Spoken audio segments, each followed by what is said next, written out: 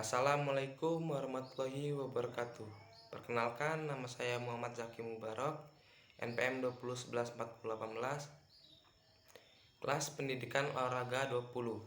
Di sini saya akan membahas tentang faktor-faktor yang mempengaruhi perkembangan psikologi peserta didik.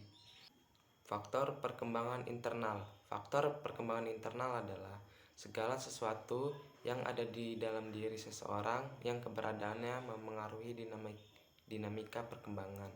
Termasuk ke dalam faktor perkembangan internal tersebut adalah faktor perkembangan jasmania, faktor perkembangan psikologis, dan faktor perkembangan kematangan fisik dan psikis. Yang kedua ada faktor perkembangan eksternal.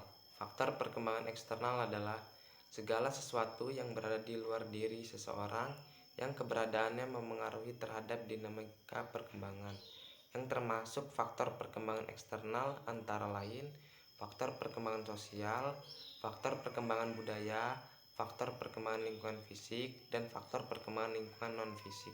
Yang ketiga ada faktor perkembangan pembawaan.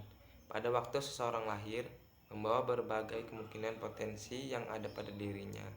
Secara umum, kemungkinan potensi yang ada pada diri seseorang yang baru lahir adalah kecerdasan, bakat-bakat khusus, jenis kelamin, jenis ras, sifat-sifat fisik, sifat-sifat kepribadian.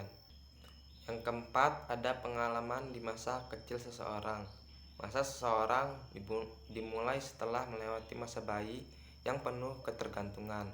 Masa seseorang awal dimulai ketika seseorang berusia antara 2-6 tahun.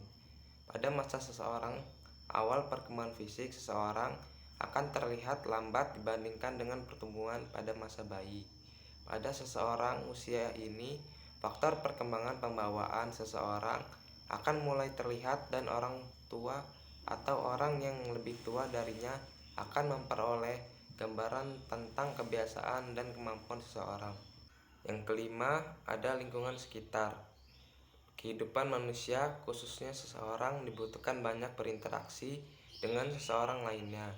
Lingkungan fisik atau physical environment banyak mempengaruhi perkembangan seseorang. Faktor perkembangan lingkungan seperti halnya alam sekitar disebut sebagai faktor perkembangan eksogen.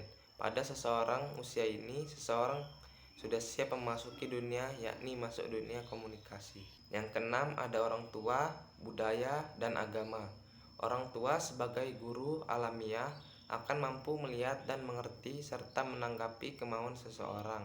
Melalui berbagai komunikasi serta interaksi dengan orang tua akan terbentuk sikap, kebiasaan, dan kepribadian seseorang. Selain itu, ada pula faktor perkembangan lingkungan yang secara tidak langsung mempengaruhi perkembangan seseorang, seperti halnya dengan kebudayaan.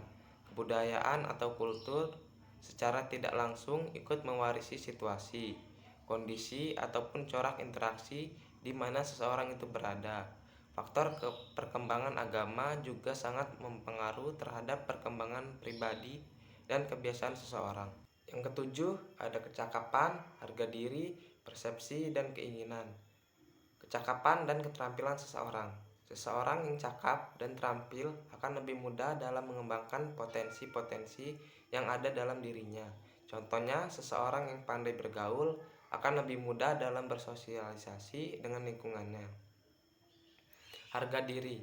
Seseorang yang dapat menghargai dirinya sendiri dengan baik tidak akan mengalami kesulitan dalam menghadapi berbagai hal yang dihadapinya. Persepsi seseorang mengenai diri sendiri. Pandangan seseorang terhadap dirinya dapat memengaruhi dalam perkembangan kognitifnya. Seseorang yang memandang dirinya buruk akan lebih sulit dalam mengembangkan potensi dalam dirinya. Contohnya, seseorang yang kurang percaya diri akan merasa malu untuk menunjukkan kemampuannya. Keinginan. Seseorang yang memiliki keinginan dipastikan memiliki motivasi yang tinggi untuk meraih keinginannya. Yang ke-8 ada orang terdekat, cara mendidik, pergaulan, dan kelompok. Adanya orang terdekat yang dapat dipercaya. Dengan adanya orang-orang yang mempunyai hubungan erat atau dekat dan orang tersebut dapat memberikan kepercayaan sehingga orang-orang terdekatnya itu perkembangan kognitif seseorang dapat meningkat karena adanya dorongan dari orang-orang yang tersayang. Contohnya, sahabat, orang tua, kakak, dan adik. Cara orang tua mendidik dan membina seseorang. Orang tua yang mendidik seseorang dengan cara bertahap dalam menjelaskan sesuatu hal dan mendidik seseorang dengan penuh kasih sayang. Biasanya seseorang memiliki kepercayaan diri yang tinggi dan mereka akan mudah dalam mengembangkan potensi-potensi yang dimilikinya. Contohnya, orang tua mengajarkan tentang kepercayaan diri kepada seseorang disertai dengan memberikan dorongan. Jenis dan sifat pergaulan. Pergaulan seseorang dalam lingkungan akan mempengaruhi terhadap motivasi yang dimunculkan dalam dirinya. Kelompok bermain di mana seseorang bergabung. Kelompok bermain yang diikuti oleh seseorang berpengaruh dalam pengembangan potensi seseorang. Yang terakhir ada faktor perkembangan turunan atau warisan. Yang pertama ada bentuk tubuh dan warna kulit. Gen dari orang tua akan mempengaruhi jasmani dan tidak bisa diubah oleh teknologi secanggih apapun. Yang kedua ada sifat. Warisan dari orang tua sama halnya dengan bentuk tubuh dan warna kulit tidak dapat diubah. Tipe manusia berdasarkan sifatnya menurut Edward Sprenger adalah manusia ekonomi, teori, politik, seni, dan agama. Yang ketiga ada inteligensi, yaitu kemampuan umum untuk penyesuaian terhadap situasi atau masalah. Yang keempat ada bakat, yaitu kemampuan khusus yang menonjol di antara berbagai jenis kemampuan yang dimiliki seseorang.